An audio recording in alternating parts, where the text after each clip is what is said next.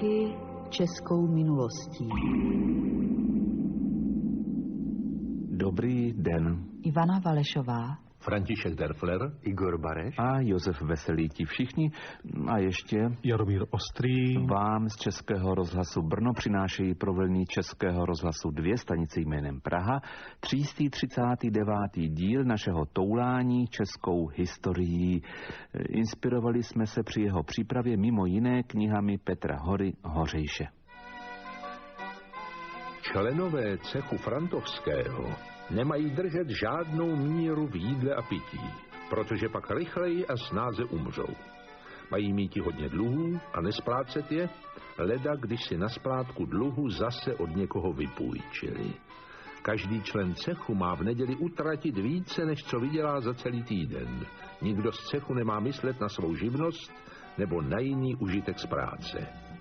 Mají být jako ptactvo nebeské, které milý Bůh bez práce živí, nebo se řídit slovy zhyň ten zpráva, kdo se o zítřejší den stará. Nahý jsem přišel na svět od matky své a nahý se navrátím. tak to jsou, řekla bych, úvodní preambule cechu pijáků, zvaného též cech Frantovský. Proč zrovna Frantovský? Inu, to jméno nebylo vybráno náhodně. A co to byl zač ten František? Žádný František, Franta.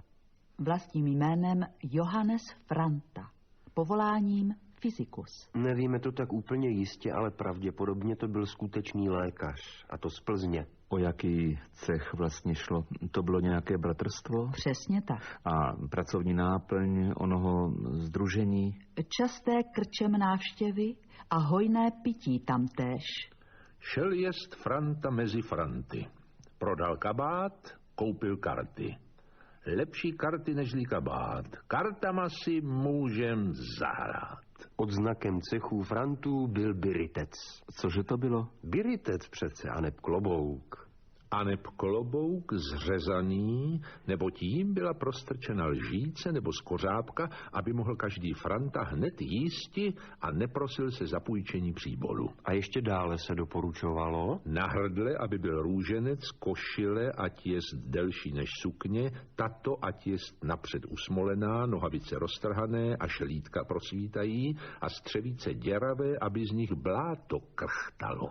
Pořádný Franta nepečuj o mytí, česání, aby ho každý zdaleka poznal. Členové bratrstva mají pospávat ve dne, aby v noci snáze hodovali, hráli nebo chodili na zálety.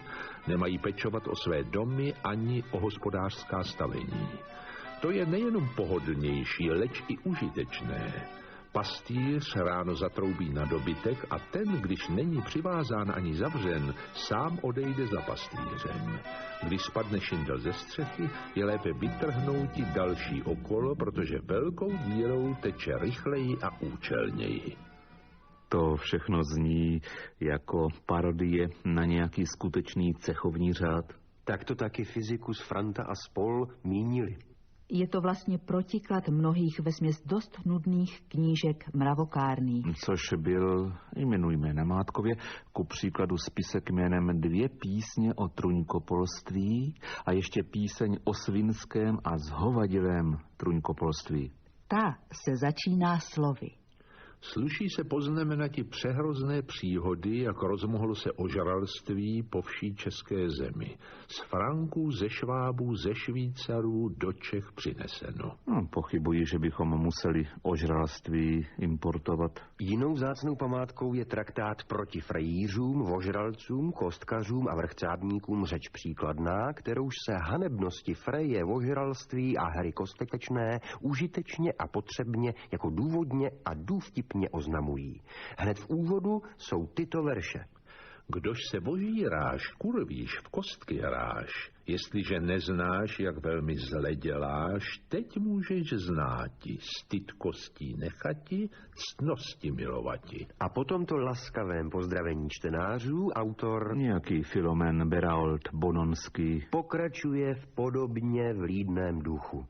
Božralství, frej neřádný a hry kostečné Čechu milí, tohoto našeho času, kterak jsou rozmnoženy a kterak velmi ty hanebnosti již zobyčejeli vidíme. Ano, také i ženy, a která nejsvobodnější růvka jest, nejvzácnější bývá. V skutku nemálo bylo i žen příslušných do cechu Frantova. Těm Frantova práva radí, aby potajmu uzmula kbelec nebo 2 pšenice a prodala to sousedce, aby měla na pivo. I tem, která žena by se pak opila a bála se, aby muž přijde nic nepoznal, tehdy polož se na lože a když muž přijde, stonej a prav, že máš nádchu, anebo že se ti matka hnula. Předlože pak navěšej obrazů svatých, aby se muž tím více lekl a tak ve strachu, boje se, abys neumřela, přidá ti ještě některý groš na pivo, aby se zhojila. Pak vstaň a pij znova.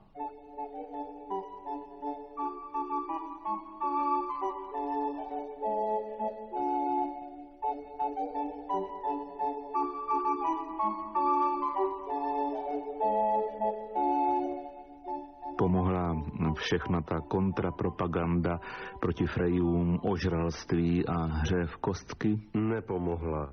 Frantovým právům, která obsahují řadu kratochvilných historek popsaných lidovou řečí a lidovými způsoby, i když proti ním čeští mravokárci v 16.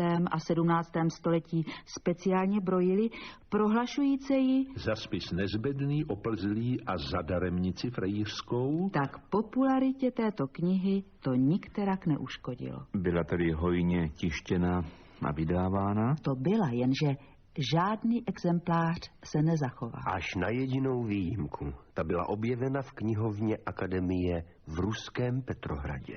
Na začátku minulého století jej tam našel badatel Čeněk Zíbrt.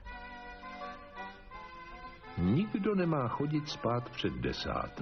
To byla tehdy velmi pozdní hodina, dlouho po setmění. Když bratři v cechu sedí a pijí mezi dobrými lidmi, má každý mluvit, co sám chce. A nikdo druhého nemá poslouchat. Zároveň je nutno klamat a lhát. Když už jde někdo spát, nemá se svlékat a stlát si. A také orat a sít a sklízet v tu správnou dobu se nemá. A když už ve stodole není zhola nic, má se jet s rodinou na pouť. Dříví na zimu se rovněž připravovat nemá. Stačí, až když mrzne. Soudě podle několika zřetelných narážek byli Frantové příznivci, řekl bych, mokrého způsobu života. Velice mokrého. Pili hodně. Pili. Nejenom však oni. Pivo a samozřejmě i víno se považovalo za dar boží, stejně jako ostatní dobré věci. Proti tomu snad nelze mít nějakých výhrad. Ani v těch nejmravokárnějších knížkách nikdo pití nezakazoval. Pouze nemírné pití, ožralství a chlast. A z toho pocházející mravní i hmotnou chudobu. Což vadilo nejvíce u řemeslníků a sedláků, jakož vůbec u dělného lidu, neboť kvůli bumbání zanedbávali práci a rodinu. U pánů nikoli? Bohatí a vznešení naopak považovali veliké pití za jakýsi druh zásluhy. Pitky chápali jako bitvy, ve kterých bylo mnoho poražených a málo vítězů. Ti, kteří se nejpomaleji spíjeli do němoty nebo vydrželi na nohách déle než druzí, získávali slavné jméno.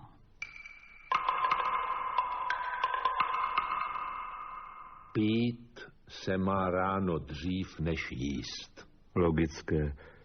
Ale co pít? No především pivo. To bylo za Rudolfa II. Nejoblíbenějším nápojem.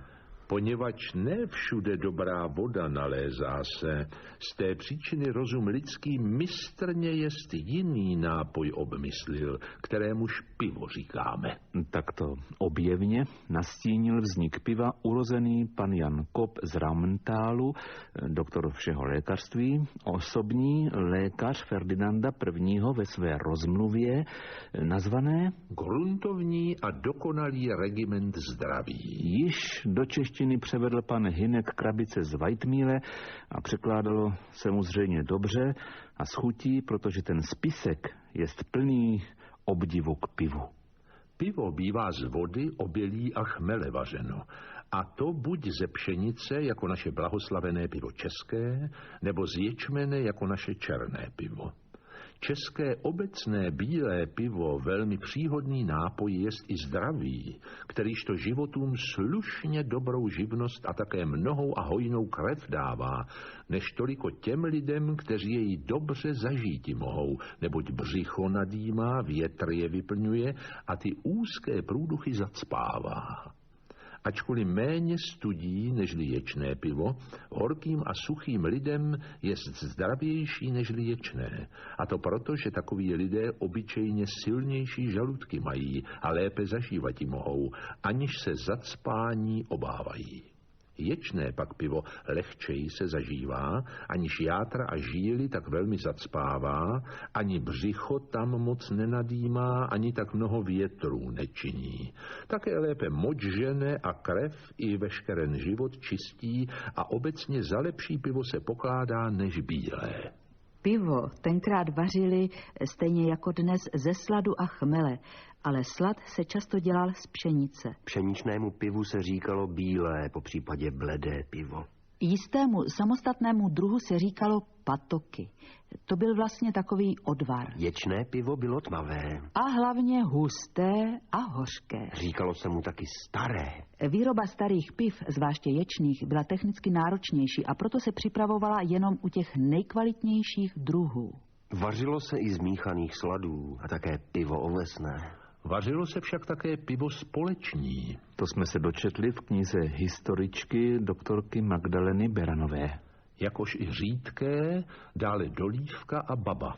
Z instrukcí na některých panstvích se dovídáme, že po každé jedné várce piva bílého jeden věrtel piva společního pro řemeslníky a piva řídkého pro spotřebu čelátky i na prodej se nadělati má. Jeden věrtel, kolik se do něj vešlo? To nevíme úplně přesně. V 16. a 17. století mohl mít asi 248 litrů, ale taky skoro 600. Z jedné várky se dělal 31 věrtel, kromě dolívky. Společní pivo bylo zřejmě kvalitnější než řídké. Mohlo se dávat jen těm řemeslníkům a jiným osobám, kterýmž to v obzvláštním vyměření našem povoleno jest a nejinak nežli v té míře, jak to v témž vyměření dostaveno. Řídkého piva pro čelátku dělní a všelijaké jiné nádeníky se naopak mohlo vydávat tolik, co toho kdy mohou vypíti.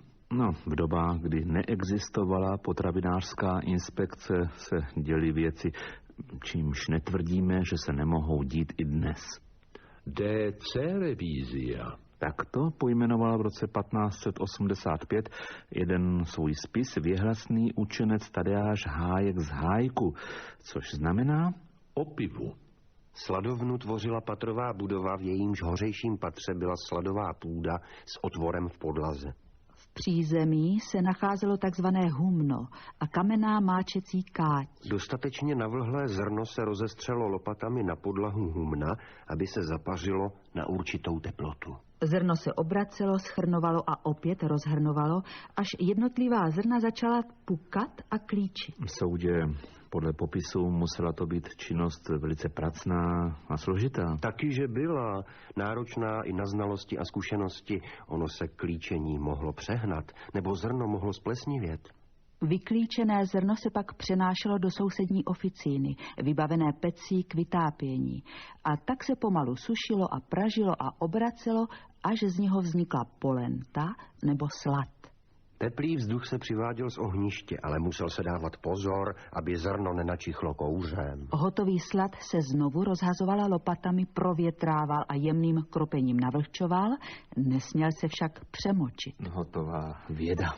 Pak jej odvezli v pytlích do mlýna, kde se mlél za opatrného kropení, aby se zmenšil rozprach na mletou polentu nebo sladový šrot, který se pak vrátil zase do pivovaru. A tam se teprve začalo se samotným vařením piva.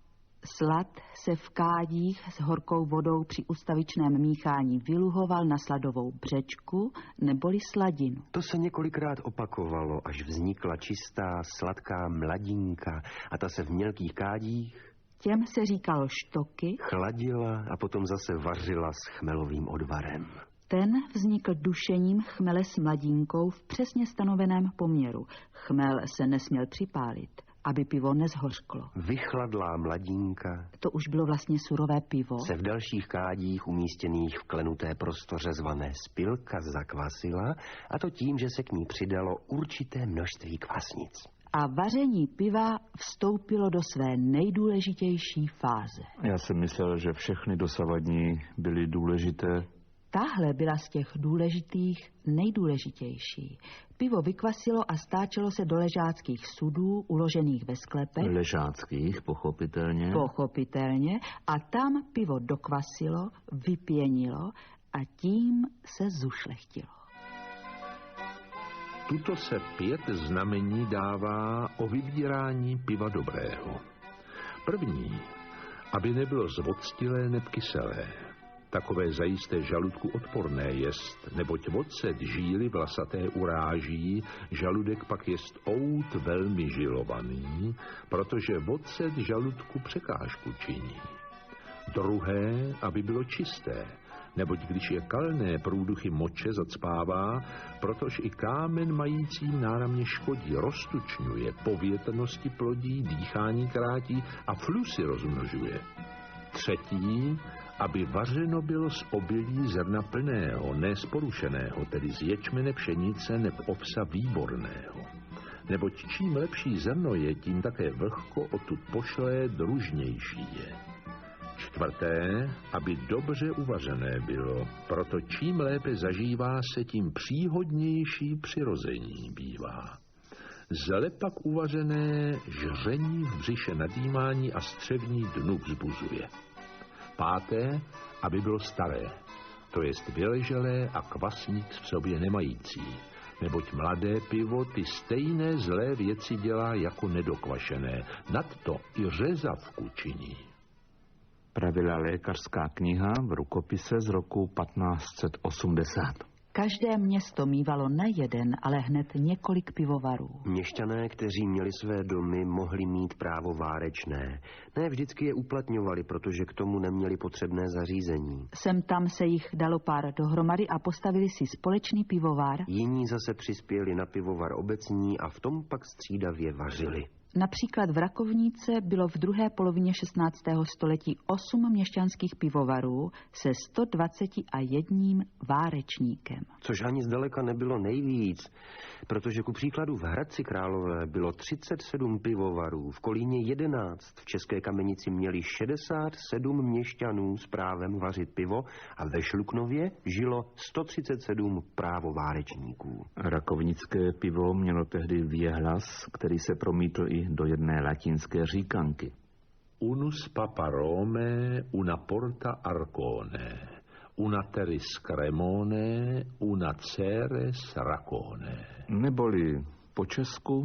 Jediný papež v Římě, jediný přístav v Arkoně, jediná věž v Kremoně, jediné pivo v Rakovnice. Už Jan Lucemburský dal rakovnické pivo pod ochranu mílového práva, což potvrdili i jeho nástupci na českém trůně. Za věrné služby Ferdinandovi I.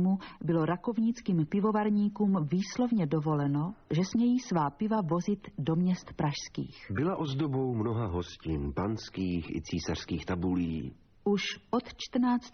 století bylo pivo z Rakovníka považováno za pivo silnější, lahodnější a mužnější. Na rozdíl od piva z Litoměřic. Co pak? V tom městě nad Labem umění vařit pivo neovládali? Ovládali, leč nevalně. Šla o něm pověst, že smrdí bahnem a dýmem.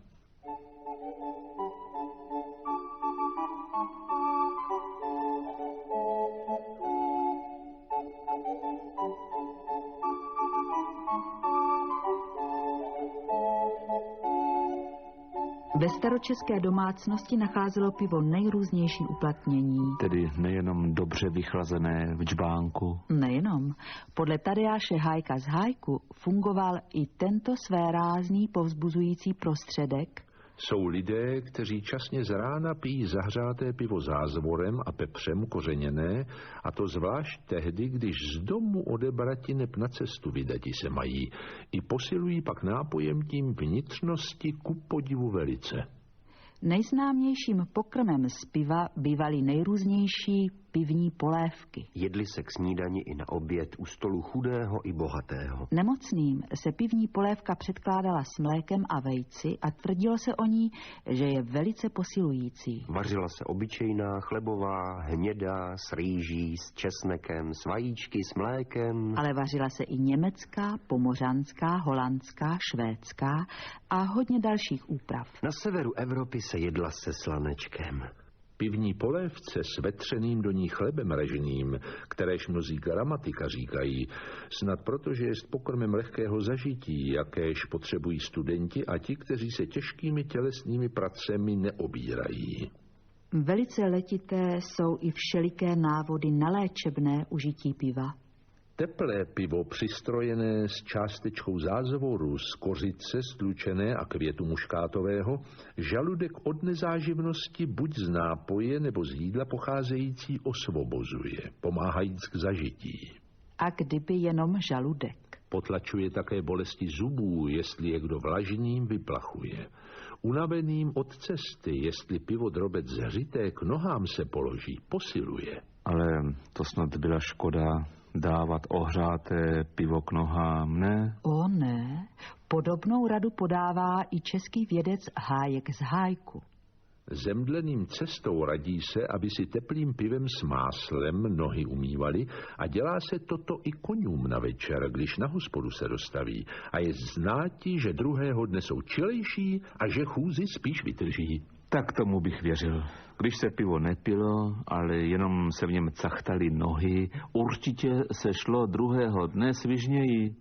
Doktor Kopp z Raumentálu ve svém regimentu zdraví, My bychom jej spíš pojmenovali správná životospráva. radil ovšem bílé pivo raději pít.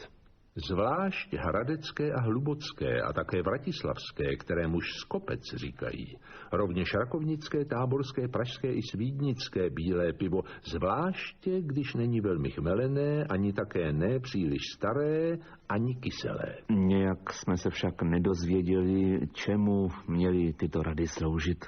K posilování mužství, protože mužům semena přidává.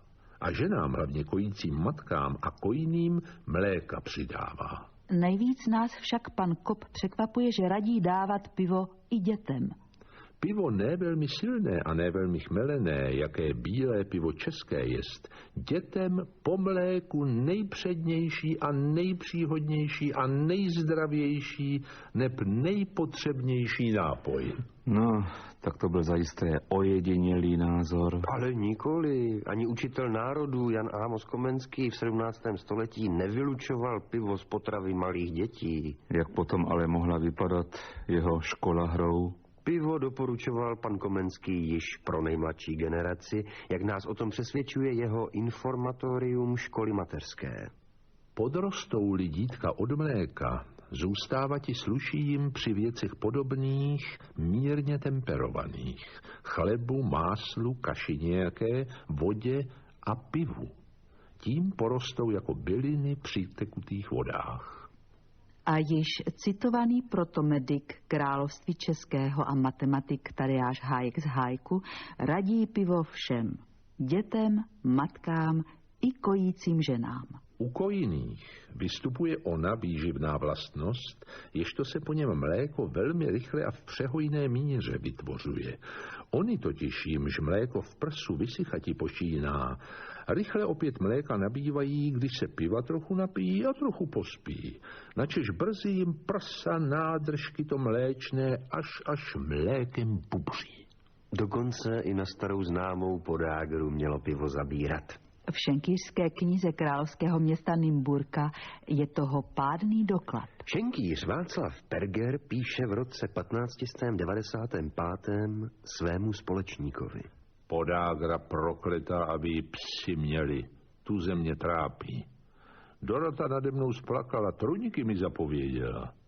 poněvadž víno se mi zošklivilo a v Nymburce na ten čas dobrýho žádnýho piva není. Prosím za vědérko samečka, aneb piva z Prahy. 3 flašky dobrého pražského piva, které jsem si byl přivezl, byly tak dobré, že lepšího a čistšího jsem nepil. Pivo bylo doporučováno jako posilující kůra. Jako léčebný prostředek při tvorbě písku a ledvinových a močových kamenů. A ještě ve století 20. viděli čeští profesoři medicíny Hlava a Thomayer, jakož i slavný Němec Robert Koch v pivu prostředek proti choleře. K tomuto názoru je vedla zkušenost, že v dobách epidemií cholery jsou zaznamenány pouze vzácně ojedinělé případy onemocnění kohokoliv z chasy či obyvatel pivovaru, kteří konzumovali pivo. Potvrzuje to i staré rčení, že Korhela? Korhel je prosím ctitel piva. Korhela nezabije cholera.